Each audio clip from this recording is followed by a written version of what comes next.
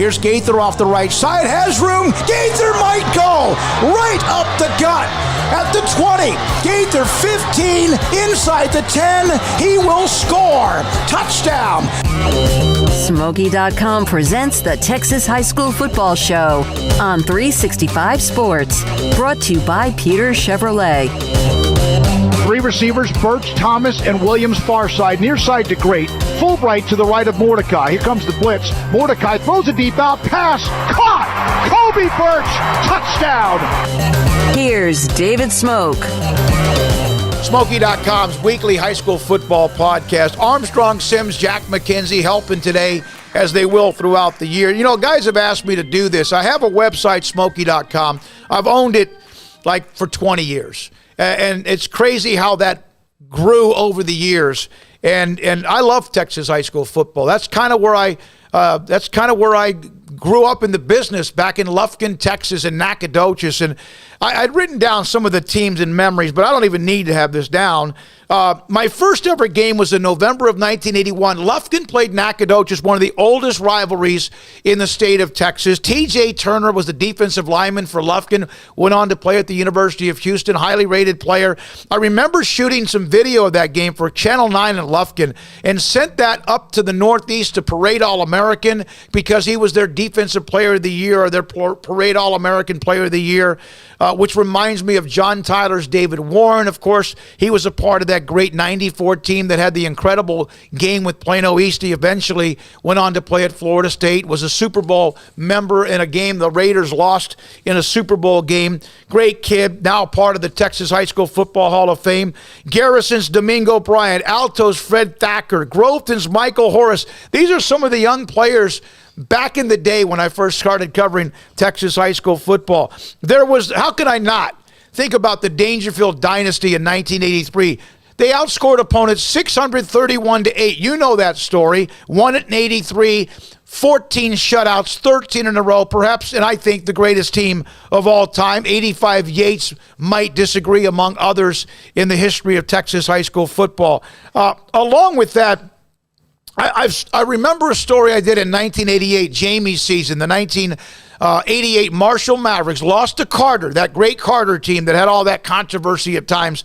Jamie Sexton had leukemia, and I did a story thanks to Dennis Parker and his great football program. But one of the guys that was in that story I did was Odell Beckham Sr., the father of Odell Beckham, the wide receiver who played at LSU and has been a part of the NFL as well. Big Sandy. I didn't cover those great teams in the 70s with David Overstreet, the late David Overstreet, Lovie Smith, Gary Chalk and others, but one of the great teams of all time as well. I mentioned 94 JT in that win against Plano East in that crazy game at Texas Stadium. Reggie McNeil in 01 with Lufkin. Kilgore, they won a state championship with a blocked field goal return for a touchdown in double overtime. And then the games that I did for a long time with Robert E. Lee, now Legacy, and Tyler, with Mike Owens and that team winning the state title against Spring Westfield in 2004. Mark, Lake Travis, Salina, Midland Lee, South Lake Carroll, Lamarck and Katy, some of the great dynasties. I wanted to bring them up. The end of the North Shore Duncanville game, that was insane. One of the great rebuilding jobs in Whitney, Keeling at Wascom, from what they used to be to winning a state title. And it was great to be a part of that La Vega State Championship in 15 when they beat Argyle at NRG Stadium in Houston, and watching Willie Williams and Leroy Coleman and Don Hyde and what it meant to that community as well. We are going to load up a show today. Westlake football coach Todd Dodge, who just like breeds state championships. We're going to hear from Ivan Lopez, who's been through a lot, his family with COVID, from Rogers High School. Matt Stepp, Dave Campbell's Texas Football Magazine, and also Don Hyde, the football coach at La Vega, will join us in studio. That's what we have coming up on the debut of Smoaky.com's Texas High School Football Show. I'm David Smoke, and this is 365 Sports. La Vega High School football team, man, they have been so good. But they've been good over the years as well. Don Hyde, head football coach, joins us in studio. Thanks for being here at 365 Sports. So the season's about to begin. Different than last year, although there's still that COVID that's out there. Can you try to describe the differences between a year ago and even now? Well, I think a year ago at this time we were wondering if we was even going to play football. And so, just to be out there and be on the field with the guys every day and know that you're going to play the first week is certainly a blessing. Blessing and a curse, I guess you could say. I mean, the pressure of playing games but at the same time being out there and doing something you love with kids you love is very special. You guys have built a standard, and La Vega's had a lot of coaches in the past that had success, but there was a gap there where they didn't win more than 10 games for a long time.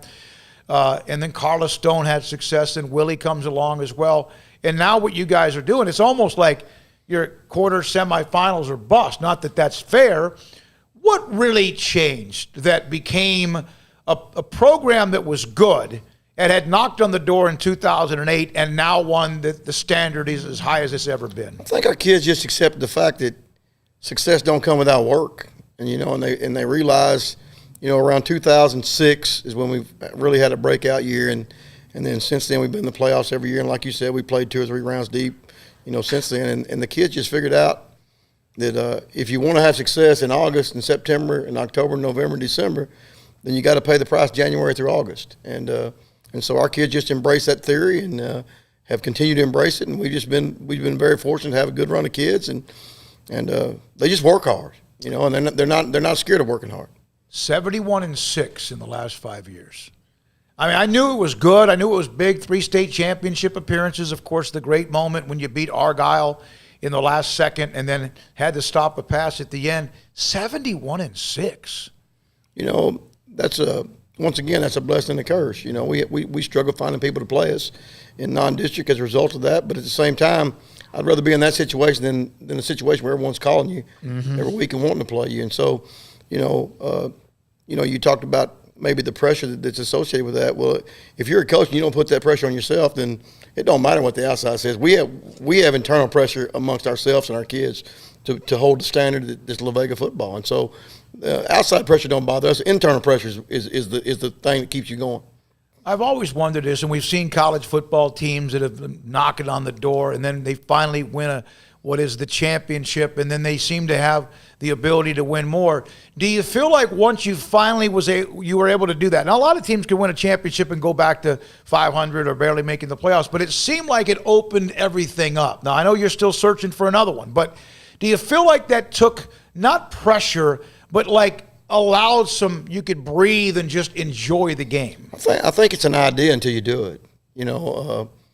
Kids see it. Kids of course want to do it, but it's simply an idea until you see it realized. And so, when we realized in 2015, and I can tell you right now, and I'm not trying to blow smoke on anybody, but you take an injury here and there along the course of the time, we very easily could have won 3 or 4 of them. Yep. And so, the main thing is once you get in the playoffs, you got to stay healthy. And if you can stay healthy and the ball bounces your way a time or two, then anything can happen. And so, that the number one issue, in my opinion, late in playoffs is the ability to stay healthy. You were at La Vega a long time, then you left for a little bit, then came back. What did you learn about what you respected more about La Vega when you were gone? I mean, anytime you look, I left in 2013 season and went back to Gatesville because my son was going to be a freshman and I didn't want to have to coach against him. And I was back for about 4 or 5 weeks, and he decided he didn't want to play football anymore. And I didn't want to leave La Vega in the first place, but at the same time, family's important to me. Family, and all our coaches' families important to me. And so that drove me back to Gatesville. And then when he decided he wanted to play, I called Willie back about week 4, and I said, "Hey, I want my job back." And he said, we'll talk about it later on in the year. And so, the job opened back up, and I was fortunate enough to go back over there with him. And I just being there around those kids, I've been far more blessed from being there than I've blessed people from being there. And so, it's just important to me to stick around there and with people I know and people I respect and people I love, and it's just home to me. How much did it help you validated as a head coach with what you've had as success? Did it matter to you? No, not really. I mean, I think, and I think Coach Williams will be the first one to tell you, and it's still that way today. We've always been a partnership. And, he understood that his success had a little bit to do with me, and I realized today that my success has a lot to do with him. And so, it's always been a partnership, and it continues to be a partnership, and it's a partnership that I'll cherish the rest of my life. So the first one, is it more sweet as an assistant because it was the first one for the school than it was when you were a head coach 3 years later? The only one I remember today is the one we lost. Okay, yeah. I mean, we lost in 19 and we lost in 2008. And the devastation from those two weigh far more heavily on me than the ones we won, because, I know I've left Texas Stadium. I left the old Texas Stadium 2008. We lost. Yeah, Prosper. And it was devastating. You worked hard to get there, and then it don't happen. And then 15, we went to Houston down there in the Reliant, I believe it was called back then. And we won, and it was joyous and exciting. But as soon as you come off the field, you just think about winning the next one. And then, we won in 18 at Cowboy Stadium, and then we lost in 19. And so the two that stick with me the most are the two we lost. What I've also been impressed with, and of course had a chance that 15 year, we did a lot of your games and been around and gotten to know you, Willie, all the people that were there, is what it meant to that school district, to Dr. Shields. And it's not just football. That school district, really tight. And I mean really right now is in a great situation. Well, when you get to a place where people love you and you love people, the people you're around, there's no reason to ever look anywhere else. And so that's the way we consider the Vega family. Dr. Shields is our biggest supporter. Mm-hmm. I've told her several times that I'm not sure you can find a superintendent in Texas as committed to athletics as Dr. Shields is. And just because our kids see that, then they're willing to go the extra mile for her. And we keep her tied into everything we do. I mean, it's important for her to be tied into it. And she backs us 100%. And when she asks us to do something, we're going to do it because she gives us everything we need and everything we have to be successful. All right, so Katy Jordan is a 6A school. We know how much that area in Houston, Katy, Conroe, all that area has exploded. It's a 6A school. Mike Robbie, the head coach, used to be at Connolly. You know him. How did this game come about? Because I started looking them up. I'm like, my God, they're a 6A school. Well, I mean, like always, we didn't have a week 1 game for the longest. And so, and we didn't have a week 5 game till probably mid-July. And Coach Robbie, being a new program, decided to play a varsity schedule this year. And so he could play three different teams and called me and said, Coach, would you be willing to play us? And I said, Coach, I'd certainly be willing to play you, but you got to come here because I don't have any home games. And he said, let him look at it and talk to his administration. And he called me back and said, Coach, we can come there. And so, we're just appreciative of the fact that he's willing to come up here and play football and play at our place. And he's a great guy. We played against him when he was at Connolly. And so, I mean, we're familiar with one another, and so it'll be fun. Don Hyde, La Vega football coach, a couple more questions. You're about to start. That's who your opener's against. Have you done what you've needed to do to get to the point where you need to be who La Vega football's about? Well, Smoke, from following us from year after year, that we're slow starters. We're just trying to get better every day. We consider these first 5 weeks to be, like preseason in the NFL. Mm-hmm. And so all we're focusing on every day is getting better at each position and be better tomorrow than you were today. And so that's what we're going to focus on. And if we do it right, then we expect to win. Now, we're going in the game expecting to win. I'm just telling you. We're going to prepare to win and we're going to play to win. But at the same time, we understand that if we don't, it's not really about the wins and losses right now. It's about getting better every single week. And so we're hoping by getting better every single week, when it's time and it counts, that we're as good as we can be. When you're not focused on football and you're not, let's just say, and you mentioned family, what does Don Hyde do to chill out? Sit in my recliner, and watch football on video, and spend time with my wife, my best friend. She's very important to me, extremely. Best coach's wife in the state of Texas. That's a big deal, man. I mean, they got hours that are just unheard of themselves. Thanks for your time, man. Good luck. Thank you very much. La Vega football coach Don Hyde won a couple of state titles as an assistant in 15, won it all as a head coach in 18, and yet he talks about the one that got away in 2008 and 2019. This is 365 Sports. When it comes to me and my money, I know the way it should be. I need a partner I can count on. That's Genco and me. Genco is my credit union. They're always there for me. They're people I trust. They treat me My money, my future, my credit union. Genco. It's time for some high school football. Berg Colgan Ford proudly celebrates the Panthers, Cadets, Lions, and all the Central Texas football teams as they march their way through the season and down the field. Hi, I'm Mark Stewart with Berg Colgan Ford. We'd love to show you our Broncos, Raptors, and Mustangs. These vehicles are winners with their sporty options and designs. Nominate who you think deserves the Built Ford Tough Player of the Week at FordPlayerOfTheWeek.com. Visit us anytime at BKFord.com, making buying your next Ford simple at BK Ford. At Ideal MRI, we feel blessed to be a part of the Waco community. We're a small family business right here in Central Texas, and our goal is to bring down the cost of healthcare while maintaining high quality. At times like this, the cost of healthcare has never been more important, and unfortunately, significant illnesses and injuries still occur. That's why Ideal MRI is open and here to serve you through the difficult time. We offer premium MRIs just like a hospital with state-of-the-art technology and specialists, but you'll pay less. Sometimes thousands of dollars less, whether you're using insurance or not. At Ideal MRI, we accept most insurance and there are no hidden costs, even offering financing if that's needed. Everything included in the price, and you'll not get something as a surprise in the mail later on. If you need an MRI, ask your doctor about Ideal MRI. They'll know. You can schedule an appointment safely from home online in minutes at idealmri.com or give us a call, 833-IDEAL-MRI, idealmri.com. We're joined by Matt Stepp, Dave Campbell's Texas Football Magazine. I remember when Matt first got into the business of covering Texas high school football, and now one of the authorities in the state of Texas and what he does with Bally Sports and the magazine and covers games, has this list of games every week. He's everywhere. How did you get into this, Matt? Now that we start, first of all, thanks for being a part of the debut show. What did you just start covering games? And I know there was that mafia that a lot of guys were involved with. How did you get into this? Well, first off, thanks for having me on. It's an honor to be on the inaugural show with you guys.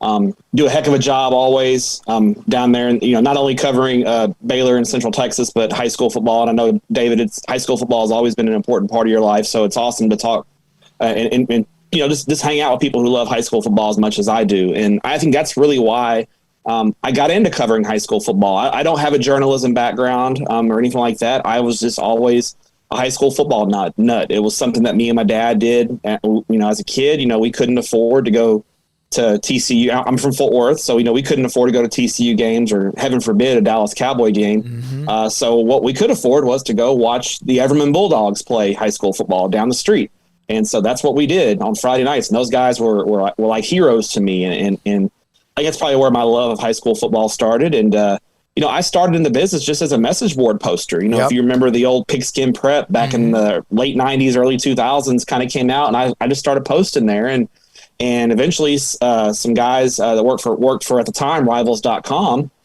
said, hey, this guy, his predictions come true a lot more than he's wrong. And he seems to know what he's talking about. He's done some homework, and it kind of, I never got paid the first 2 years a dime. I just got media credentials. And I thought going to high school football games was the coolest thing in the world, to get into a game for free and maybe sit in the press box with real sports writers.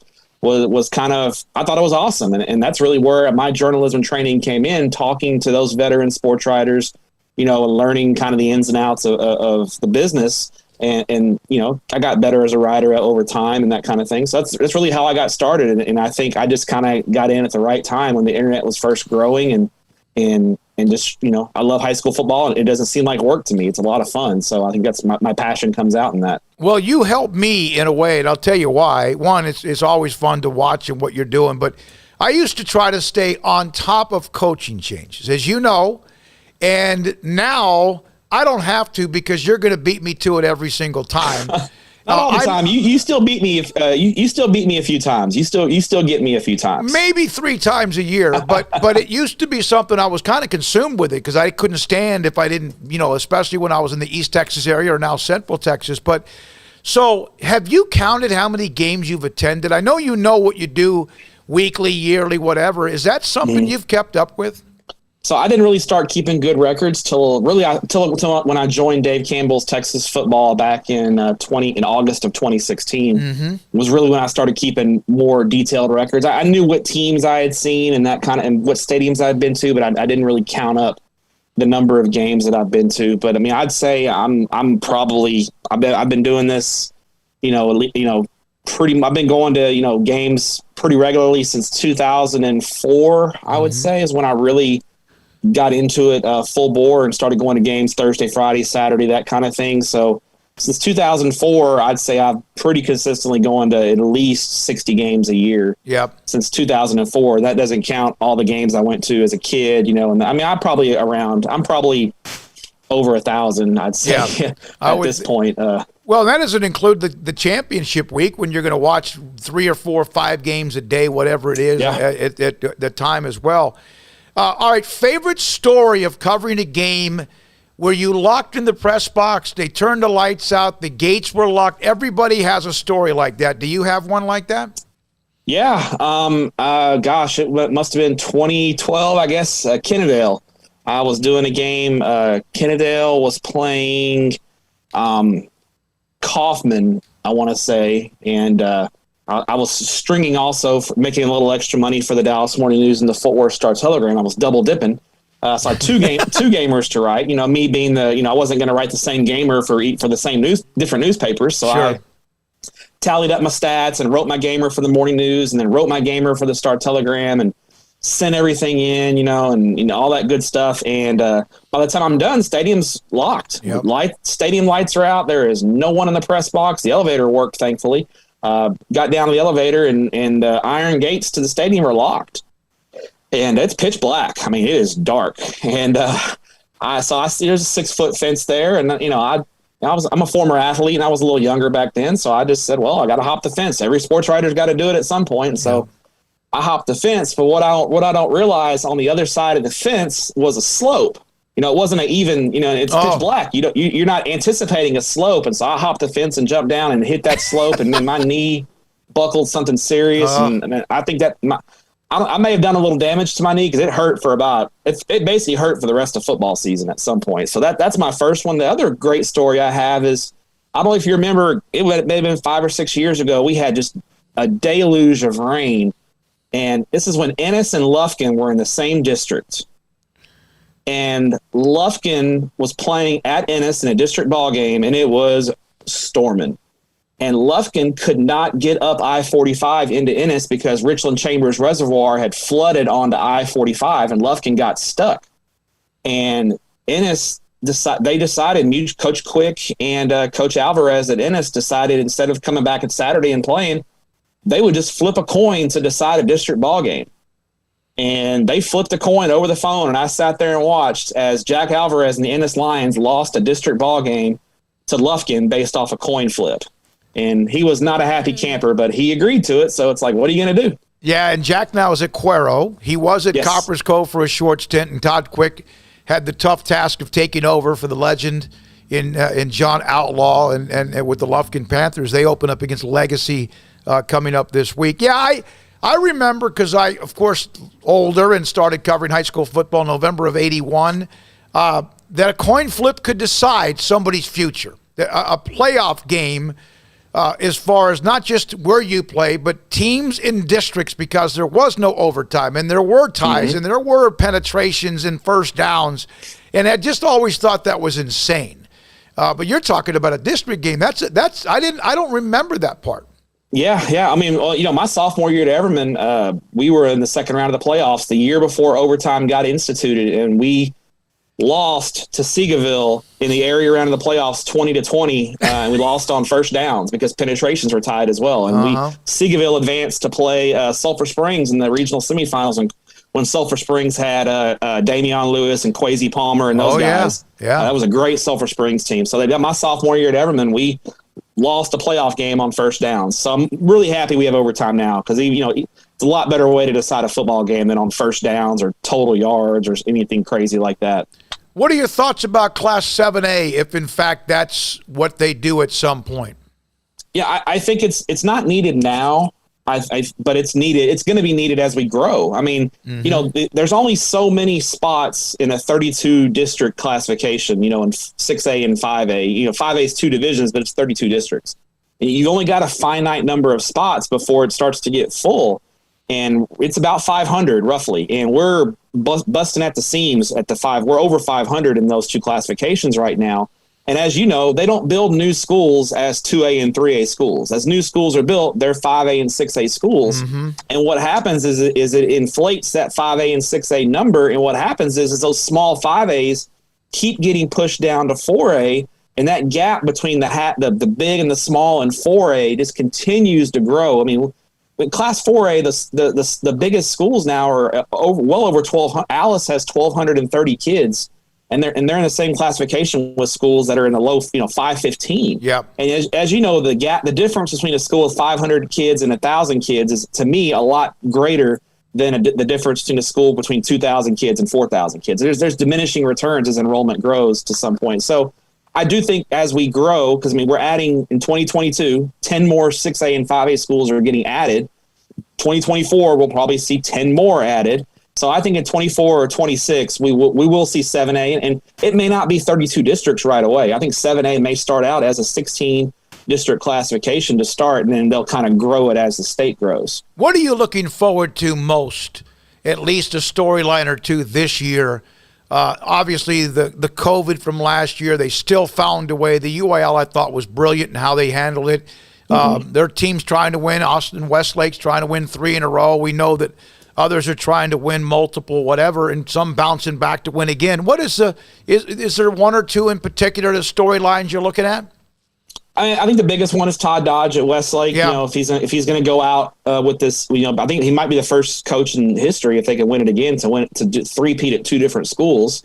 So definitely, he's a legend, and his kind of farewell tour will be fun to watch. Last year it was really a blue blood year. The programs that had that continuity because of COVID and all that went into it, and the truncated off season.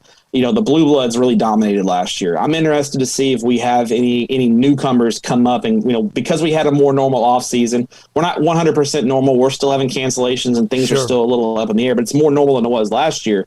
If anybody can kind of break through and kind of break that ceiling that the blue bloods have had in 2020, and then our Carthage and Aledo, seeing if they can continue their incredible run of dominance in 5A and 4A over recent years. I'll be keeping a close eye on them as well. Why do you think, Matt Stepp, Dave Campbell's Texas Football Magazine, my final question coming off what you just said, why do you think we see now more dynasties, more of them, a lot of them at one point rather than the 50s and maybe the 70s or whatever? It seems like we're seeing a ton of teams just dominate.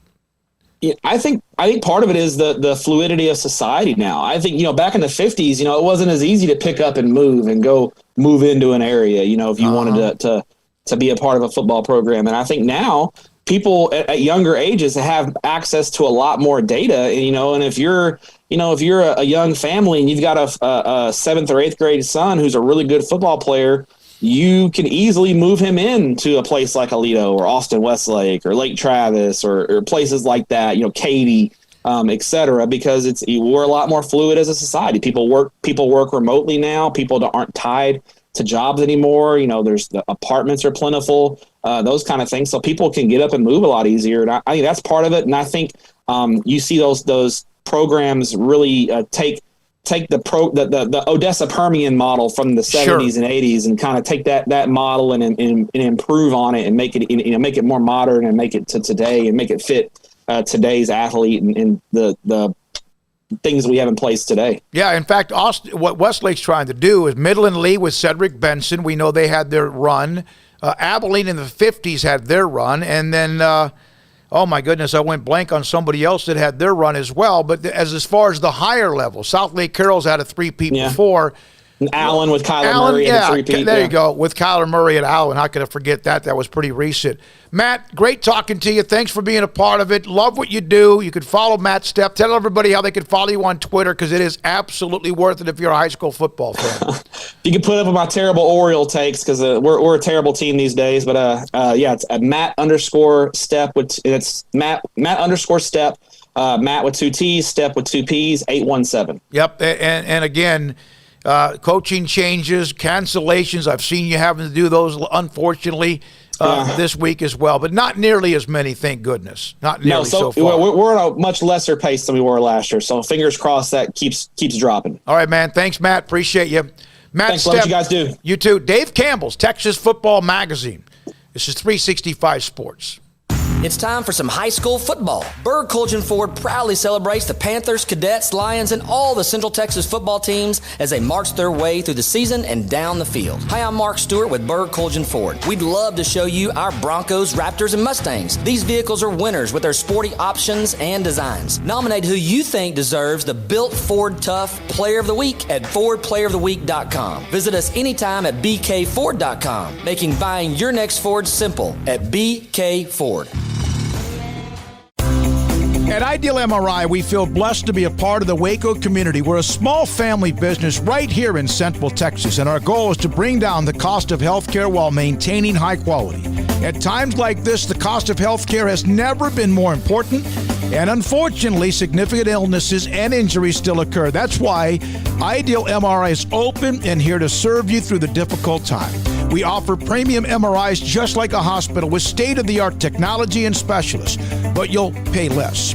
Sometimes thousands of dollars less, whether you're using insurance or not. At Ideal MRI, we accept most insurance and there are no hidden costs, even offering financing if that's needed. Everything included in the price, and you'll not get something as a surprise in the mail later on. If you need an MRI, ask your doctor about Ideal MRI. They'll know. You can schedule an appointment safely from home online in minutes at idealmri.com or give us a call, 833-IDEAL-MRI, idealmri.com. When it comes to me and my money, I know the way it should be. I need a partner I can count on. That's Genco and me. Genco is my credit union. They're always there for me. They're people I trust. They treat me like family. My money, my future, my credit union. Genco.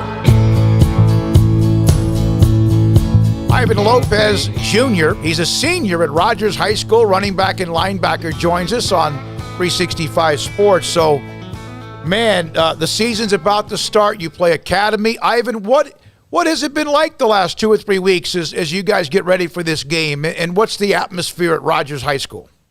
We've been working hard. Been working real hard. Practice every day. Come up here at 6:30 to live.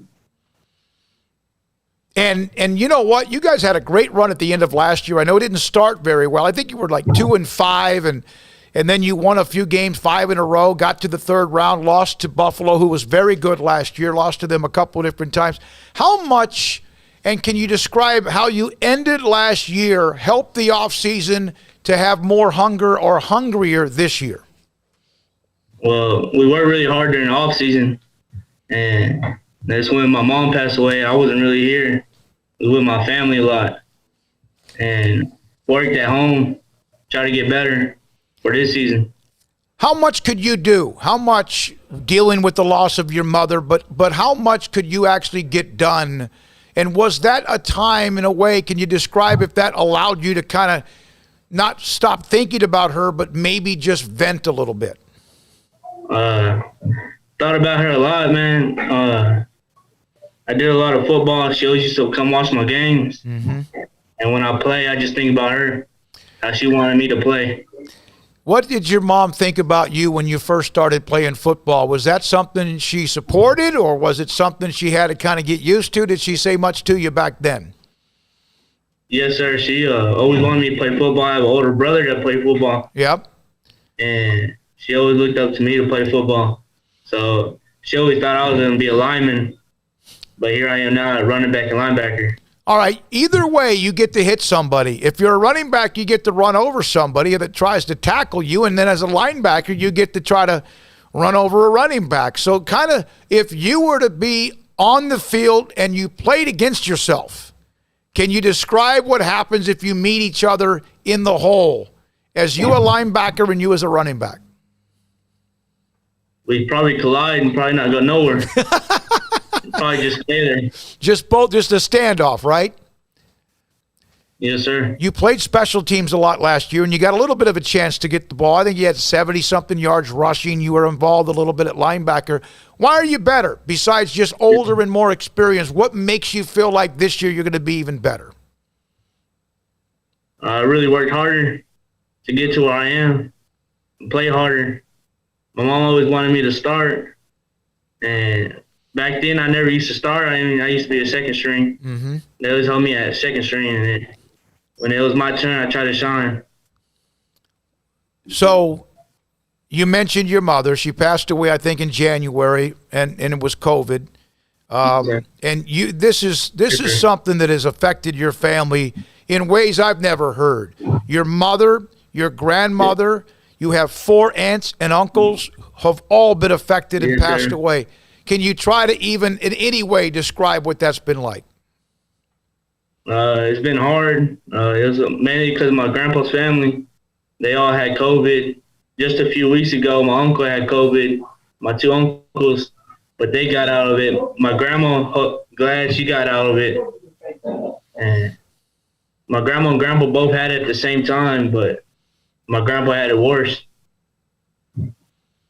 What did you learn about life in the last 12 to 16 months? It's short. Spend every time you can with your parents, uncles, grandfathers.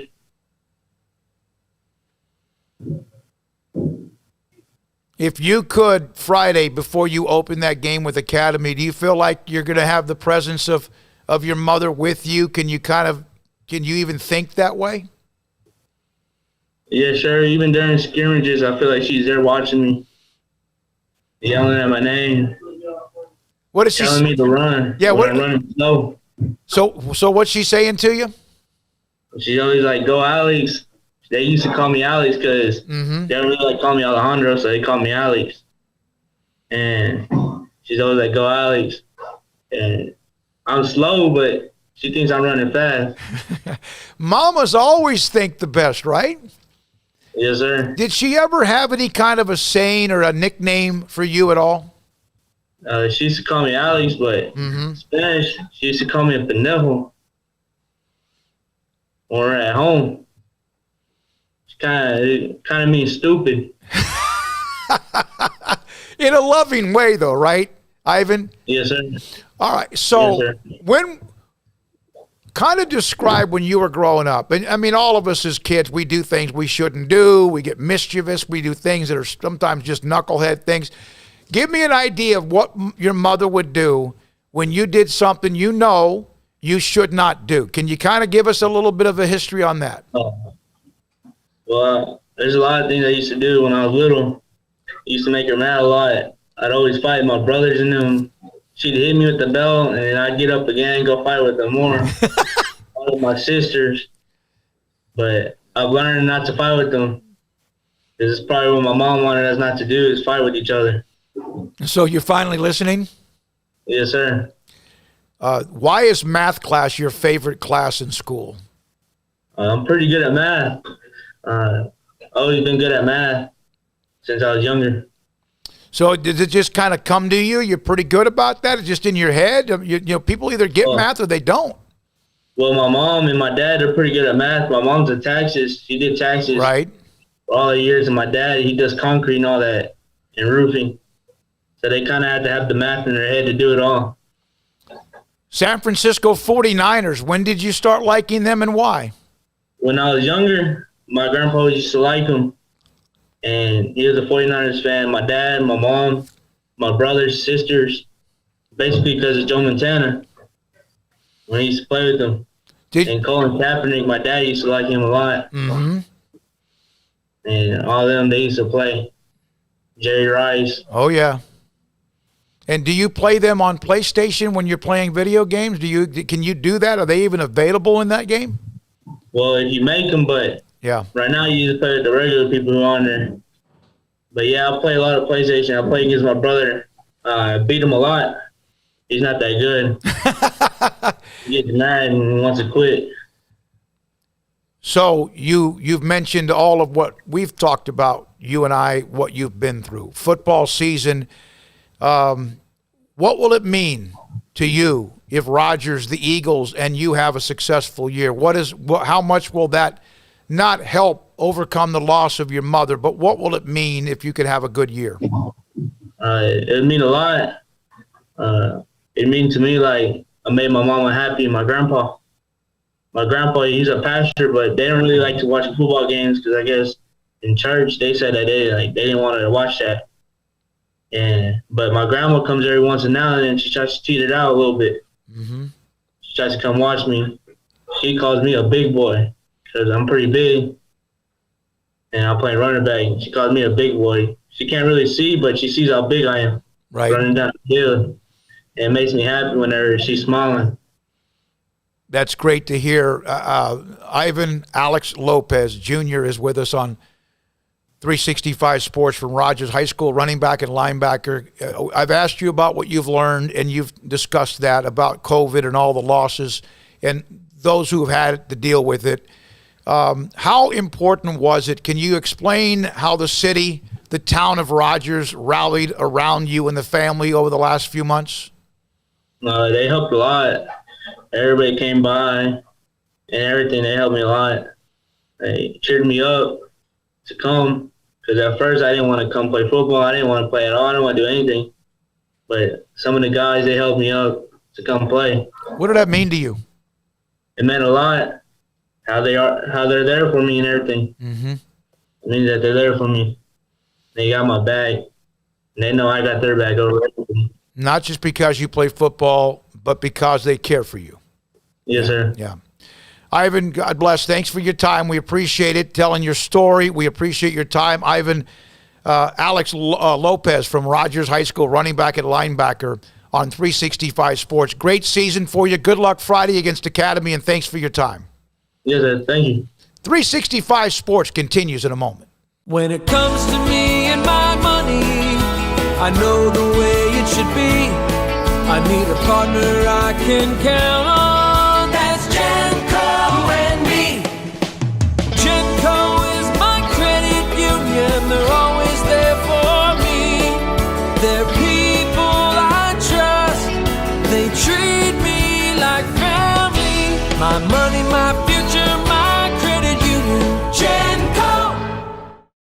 It's time for some high school football. Berg Colgan Ford proudly celebrates the Panthers, Cadets, Lions, and all the Central Texas football teams as they march their way through the season and down the field. Hi, I'm Mark Stewart with Berg Colgan Ford. We'd love to show you our Broncos, Raptors, and Mustangs. These vehicles are winners with their sporty options and designs. Nominate who you think deserves the Built Ford Tough Player of the Week at FordPlayerOfTheWeek.com. Visit us anytime at BKFord.com, making buying your next Ford simple at BK Ford. At Ideal MRI, we feel blessed to be a part of the Waco community. We're a small family business right here in Central Texas, and our goal is to bring down the cost of healthcare while maintaining high quality. At times like this, the cost of healthcare has never been more important, and unfortunately, significant illnesses and injuries still occur. That's why Ideal MRI is open and here to serve you through the difficult time. We offer premium MRIs just like a hospital with state-of-the-art technology and specialists, but you'll pay less. Sometimes thousands of dollars less, whether you're using insurance or not. At Ideal MRI, we accept most insurance and there are no hidden costs, even offering financing if that's needed. Everything included in the price, and you'll not get something as a surprise in the mail later on. If you need an MRI, ask your doctor about Ideal MRI. They'll know. You can schedule an appointment safely from home online in minutes at idealmri.com or give us a call, 833-IDEAL-MRI, idealmri.com.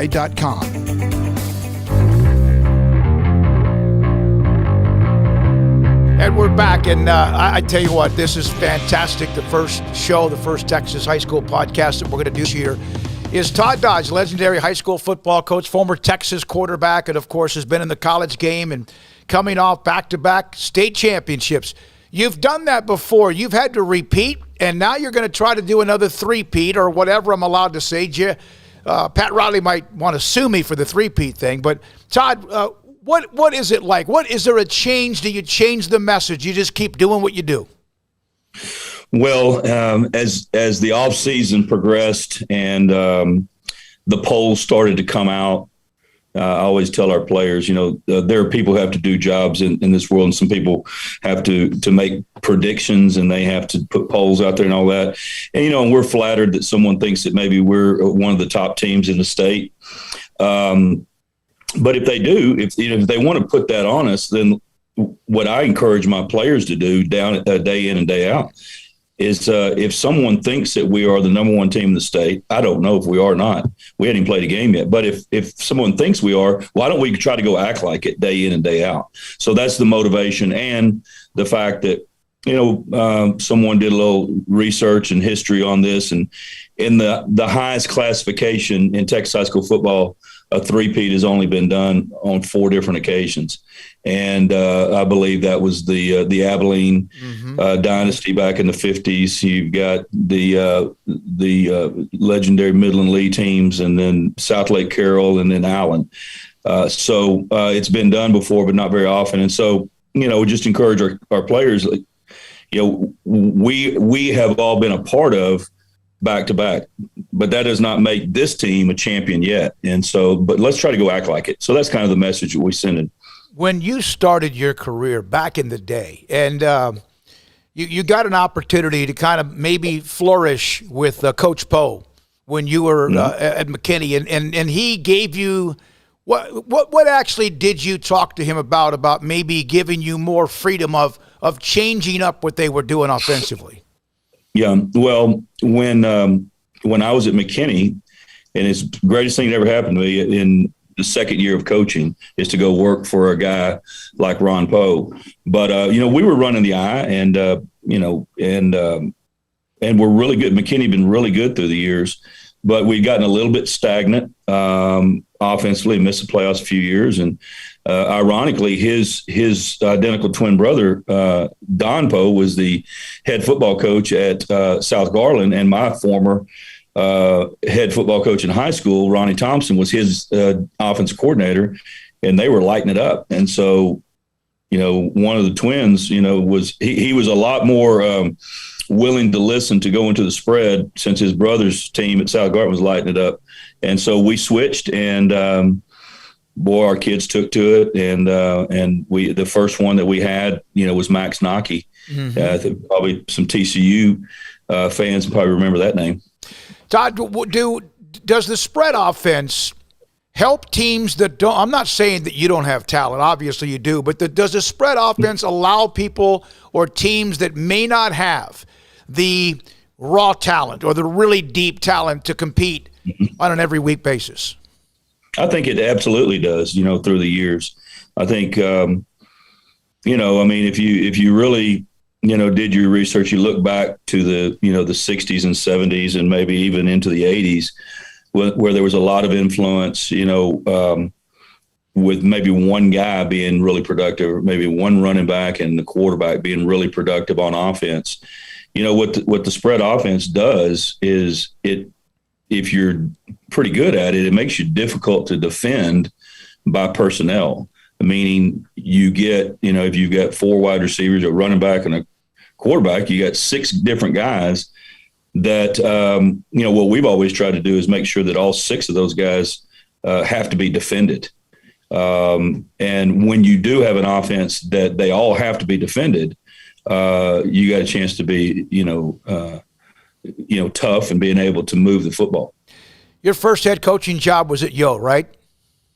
Sure was, yes. What stories can you tell me about the little, trailer on the superintendent's land that you and Riley stayed at? Yeah. Well, we got the job in, probably late January 1994. I was the quarterback coach at the University of North Texas at the time. moved immediately. Riley and I did immediately to Cameron, and for 2 weeks we slept in the field house. I had a couch in my office, and I slept on the couch, and I got a little, pallet for Riley on the floor. And I tell you, those are some of the fondest memories that we have as father and son, is those 2 weeks, because every afternoon he was like a kid in a candy store. He was running around the field house, and I'd unlock the equipment room, and he'd come out. He'd have a helmet on. He'd have shoulder pads on. He was about 5 years old at the time. And then not too long after we'd been in there a couple of weeks, the school board president comes by and says, "Hey, you can't be staying in the field house." And I said, "Well, why not? That's kind of what coaches do. My wife, my baby girl hadn't gotten here yet." She goes, we've got an RV, and y'all can come live in it. And that's so for the next, 3 months, Riley and I, we call it our 3-month camp out. What were the oatmeal baths about? Well, when you're got your first head coaching job, and you got your 5-year-old son with you, and he gets the chicken pox, you probably need to take him to mom. And so I tried to treat him and tried to give him oatmeal baths and stuff like that, but like in the middle of the night, it was probably 8:00 on a random Tuesday or Wednesday night. And so I loaded him up in the car, and we headed back to Denton, and I dropped him off about 11 o'clock at night, turned around and came back to Cameron to be back for the next morning. So yeah, he got chicken pox on my watch. And so I promptly took him back to mama on that one. How much do you now remember about the Power Rangers? Because that was a one-channel deal there for a while, and he said he was thrilled to death, and you weren't real happy. Yep. We had one channel, and every morning we'd sit there and eat cereal before I took him to his kindergarten, and he'd watch Power Rangers. And there was one other show. I can't remember what that other show was he'd watch, but we got one channel, and both of them, I think one was a cartoon in the morning, one was cartoon in the afternoon that he got to watch. I didn't get to watch a whole lot. Westlake head football coach Todd Dodge with us again on this weekly high school football podcast. He has told me that time, and then his junior year when he had ribs that were damaged and his ankle was hurt, that you and him, the two of you, drove all over the place, finding ways to try to heal his ankles, finding ways to try to, he told me one game that, he had to take a shot to the ribs to kind of get back out on the field. And that was also the year you won a state championship. You realize how much of an impact you had on him? Yeah, well, the one thing that Riley always understood is the best ability that you have is availability. And Riley was one of those players that was always willing to do whatever it took to be available to play.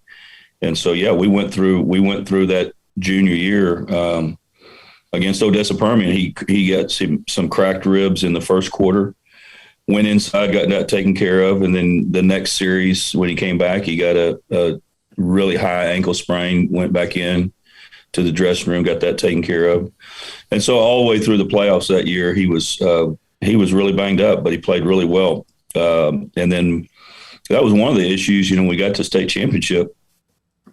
I had not run him in 3 weeks. Let's see, the fourth round and the fifth round, he was, his ankle was like he had a cast on it every game. At about the time we got to state championship, it started to get better where he could run some, and he threw up in the state championship game and then threw a touchdown pass. Part of that was because he just gassed. He was running around making plays with his feet in the championship game, and then he threw up there. Yep. And of course that play is kind of legendary. With his touchdown pass. He has a heck of a team again. You guys, of course, met for the state championship, and you have a quarterback in Kate Klubnik going to Clemson. He's got another year left with you, a great player. I would be remiss if I didn't ask you, have you and Riley talked much about how college has changed in the NIL and how it could affect Texas high school football? Yeah, we definitely have. Riley lived it up close and personal. His quarterback and is the first one to actually reclassify and go early to college, I guess, so you can take advantage of the NIL. And so, he got thrown a wrench, there about 3 weeks ago.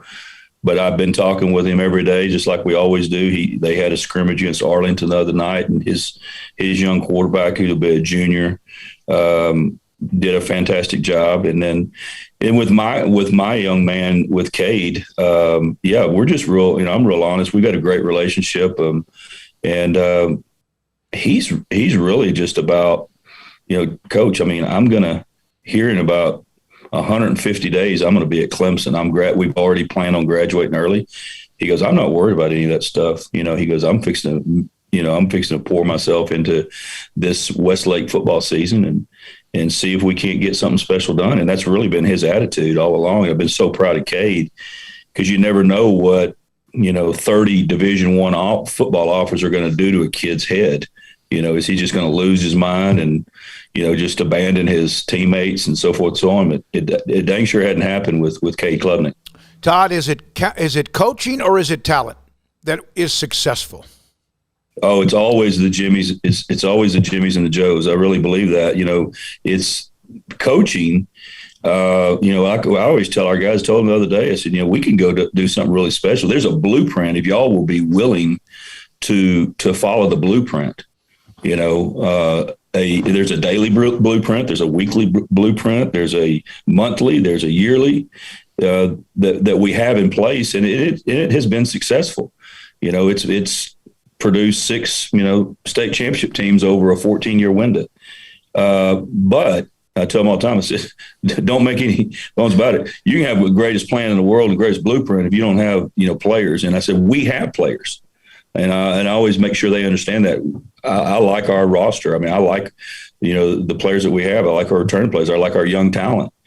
I said, so let's don't waste. And I said, there's a lot of teams across the state of Texas who have a tremendous amount of talent, a lot more than we do. They probably look a lot better than we do getting off the bus, but do they have, that plan, that blueprint? And so that's where we are right now. But it's definitely, you got to have players win. You are part of the tradition of Texas high school football. Todd Dodge of Westlake with us. A couple more questions. And you're starting off at one of the most tradition-rich places in the state, Temple. Scott Stewart and them have had a great run. That's a very unique – I love that matchup. I don't know the last time Westlake and Temple even met, if they ever have. But that's a pretty good salty start. Well, we actually when I got to Westlake 8 years ago, of course I got the job in the springtime, so the realignment and the schedules had already happened. So we've faced Temple since we've been here in 2014 and 2015, which were my first 2 years, and both of them were just knockdown dragouts. I mean, it was two great games at our place the first year and over at Wildcat Stadium the second year. And so, yeah, I'm a bit of a Texas high school football historian. I recruited Temple back in my early years at North Texas the first time, so got through there and was able to kind of witness their 1993, I think it was 93, maybe 91 state championship. Yep, 92, yeah. Was it 92 or 90, whatever year that was? And Coach McQueen was still the head coach at the time, and just have so much respect for Temple. I mean, that beautiful stadium. If you're someone who ever has to travel from Austin to Dallas, you pass that beautiful stadium, and we're looking forward to heading over there. They've got a tremendous football team with a ton of speed, and so we're going to have a great week of preparation. What do you remember most, the wins or the losses?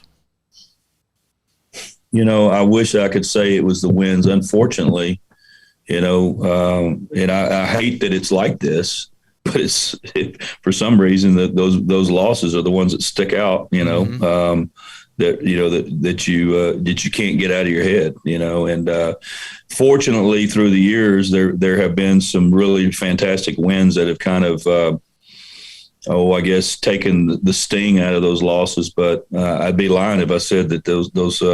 I wish it wasn't like that. I wish I was built a little bit differently, but unfortunately, those sting of those losses sometimes haunt you. One more thing, Todd. When you got out of coaching at the college level, and I know you had other opportunities as well, but you kind of wanted that one more opportunity or two. Marble Falls, of course, worked out, and now you're at Westlake. Did the time in college help you become even more or cherish winning even more and maybe reinvigorate you to get back to that point? No doubt, David. I mean, when I got called by the University of North Texas to come interview for their head coaching job, after my time there, it probably would have been better for me in my college coaching career for them to have called me to talk about maybe a offensive coordinator's position, but they weren't calling me for that. They were calling me to be the head coach. And so it'd have been pretty foolish for me not to go listen to that. And that was, obviously financially, it was a great situation for my family, and it has been as the years have gone on. But from a standpoint of you going from, from the success that we had at South Lake Carroll and then going to North Texas, and frankly, I was those 4 years that I spent there, I think made me such a better coach, and it did make me hungrier once we got back.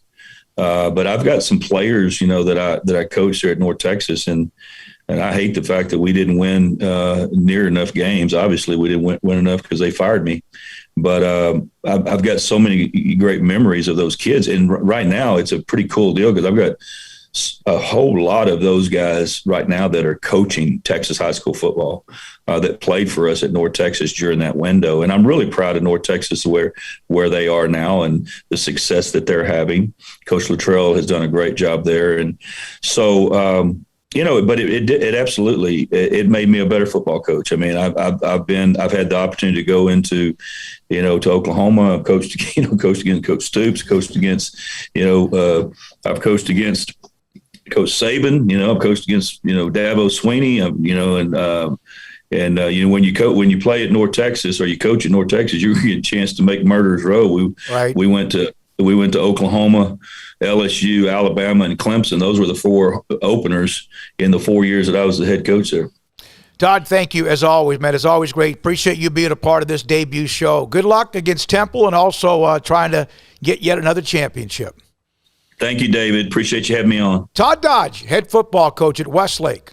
It's time for some high school football. Berg Colgin Ford proudly celebrates the Panthers, Cadets, Lions, and all the Central Texas football teams as they march their way through the season and down the field. Hi, I'm Mark Stewart with Berg Colgin Ford. We'd love to show you our Broncos, Raptors, and Mustangs. These vehicles are winners with their sporty options and designs. Nominate who you think deserves the Built Ford Tough Player of the Week at FordPlayerOfTheWeek.com. Visit us anytime at BKFord.com, making buying your next Ford simple at BK Ford. At Ideal MRI, we feel blessed to be a part of the Waco community. We're a small family business right here in Central Texas, and our goal is to bring down the cost of healthcare while maintaining high quality. At times like this, the cost of healthcare has never been more important, and unfortunately, significant illnesses and injuries still occur. That's why Ideal MRI is open and here to serve you through the difficult time. We offer premium MRIs just like a hospital with state-of-the-art technology and specialists, but you'll pay less. Sometimes thousands of dollars less, whether you're using insurance or not. At Ideal MRI, we accept most insurance and there are no hidden costs, even offering financing if that's needed. Everything included in the price, and you'll not get something as a surprise in the mail later on. If you need an MRI, ask your doctor about Ideal MRI. They'll know. You can schedule an appointment safely from home online in minutes at idealmri.com or give us a call, 833-IDEAL-MRI, idealmri.com. When it comes to me and my money, I know the way it should be. I need a partner I can count on. That's Genco and me.